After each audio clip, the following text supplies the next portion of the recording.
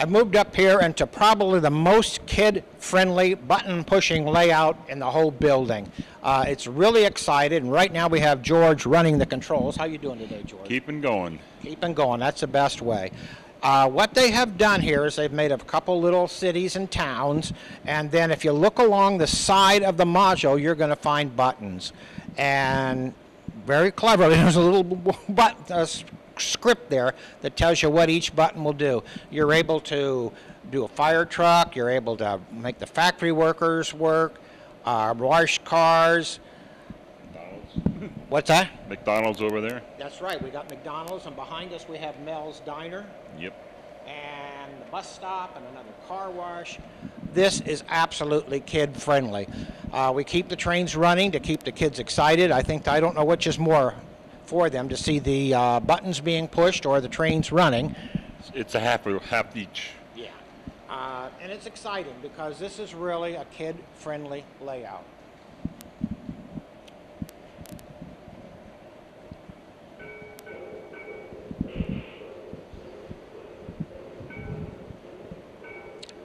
We're starting up a really nice Reading steam engine here.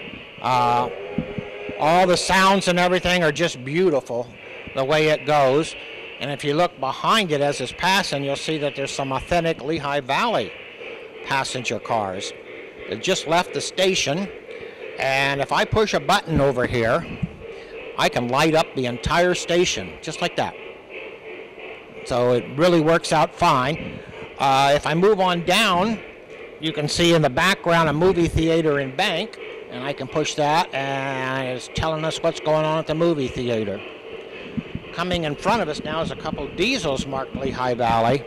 It's kind of fun to model the area that we're in.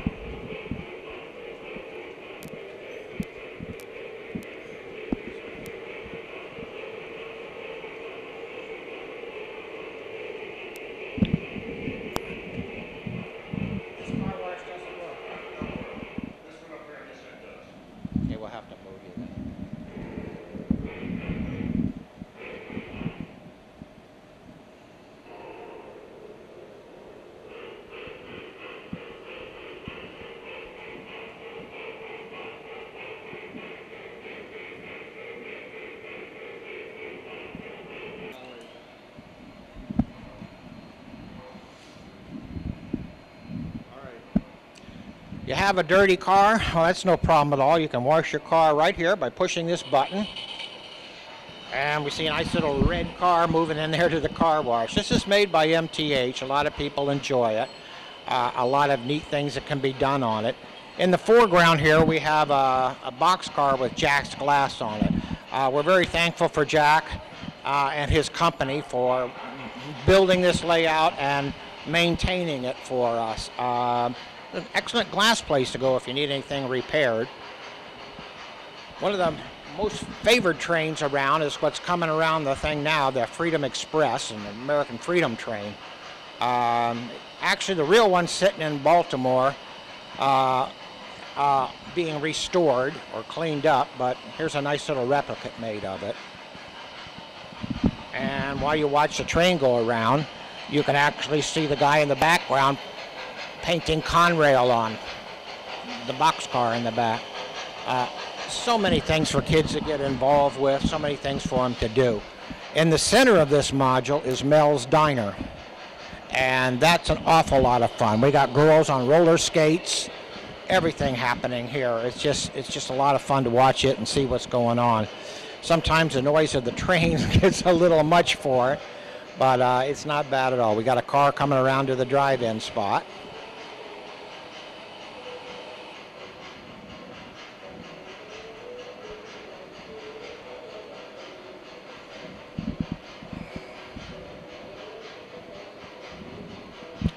This gauge is pretty much what started all the Christmas tree trains around and etc. Lionel really started a family type hobby, which is still enjoyed to today. It's one of the most popular gauges that is used.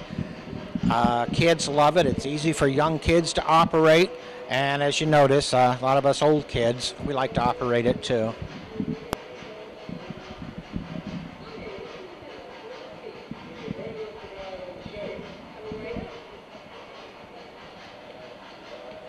Girl on roller skates there.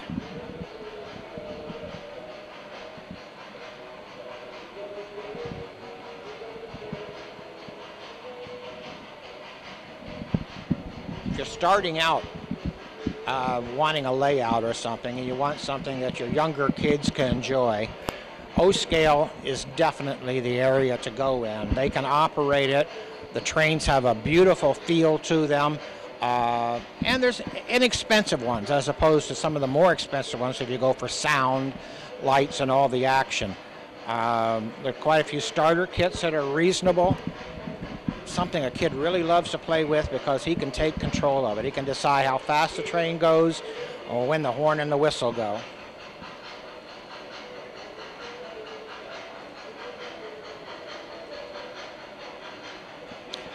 In 1976, this train came through Lehigh Valley. Wonderful thing, really fun to watch and see.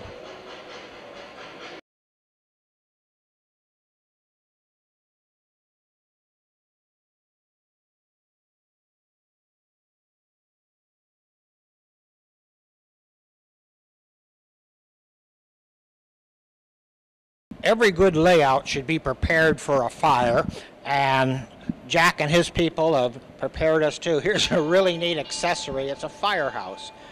You push the button, and a gentleman or a fireman slides down the pole, and the door opens, and they're going to be getting all on their truck here. And any fire on your layout, they've got it handled.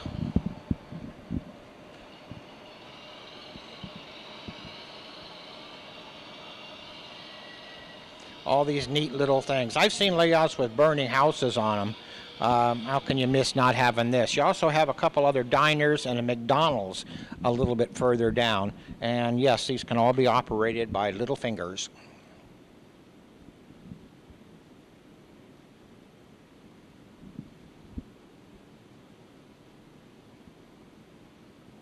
Very quickly becoming the most talked about layout in this year's holiday display is the one that you're looking at right now. You're going to tell me, gosh, things look square and rectangular. Well, you're right. Everything you see, and I'm talking everything you see, is made out of Legos. That's right, Legos. Pennsylvania Lego Users Group, or www.penlug.com, has set this display up, and it is a lot of fun to watch. It's just remarkable that you can do so much lifestyle-like stuff in Legos. I never would have believed it. The train that's running right now is an electric one.